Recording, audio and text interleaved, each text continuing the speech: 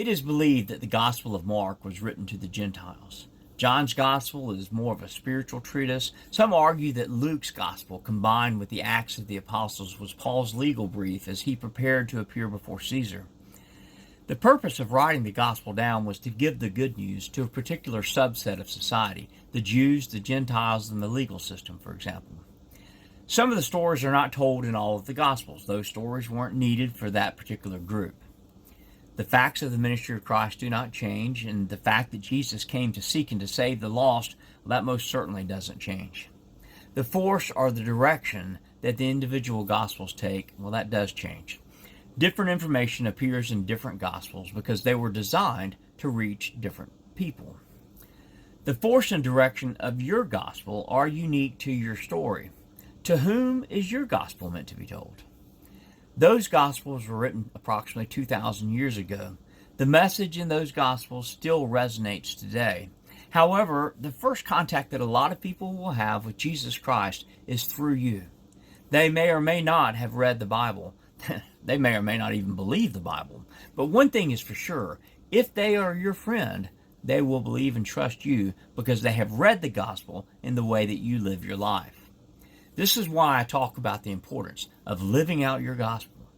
We must tell our good news, for that is what gospel means. But what will attract people's attention is the difference that the gospel has made in your life. God is not dead, and He still lives and speaks today. This is why we need the gospels from the New Testament. The most relevant gospel to many is the one that comes from you. If the only pertinent Gospels are the ones written 2,000 years ago, we may as well pack it in. For where is the hope of a changed life if we don't have one? The fact remains that we are not saved for something in the future, although there are promises for the future. While we may indeed be saved from something in the past, we do not live in the past. And again, we don't live in the future. So we live in the now. And the salvation of God is about where we are in each moment that we live.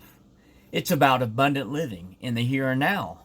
And the salvation of God is about finding the satisfaction of life and living within the purpose for which we were created. Jesus didn't just do something 2,000 years ago. He did it then, but He continues to do it today. He rescues and saves us. He puts us in a right standing with our Creator, and He will complete it one day.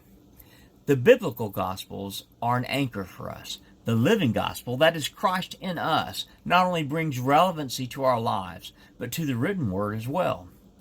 Just as the biblical gospels were written with a particular segment of society in mind, God's work in your life, your gospel, is intended for those you can reach through your actions and words. Because we live it, others may believe it. And if you're looking for opportunities to share your gospel, you don't have to look far. Just step out your front door. The need of the world surrounds you. Go out, meet the needs, serve the world, and reach the lost. Your source of help and all of that comes from above, and in living out your gospel, the Spirit may draw the lost to Him. It is a partnership with God that He offers to us, and you cannot do it alone. He is awaiting your call.